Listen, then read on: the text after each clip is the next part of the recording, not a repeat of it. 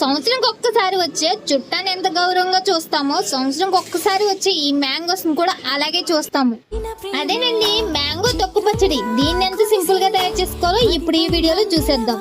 ఈ మామిడికాయనంతా తురిమి పక్కన పెట్టుకుని ఒక కడాయిలో ఆయిల్ వేసి దాంట్లో 4-5 ఎండుమిర్చి వేసి ఎల్లుల్లిపాయలు వేసి జీలకర్ర వేసి లైట్ గా ఏగనివ్వండి.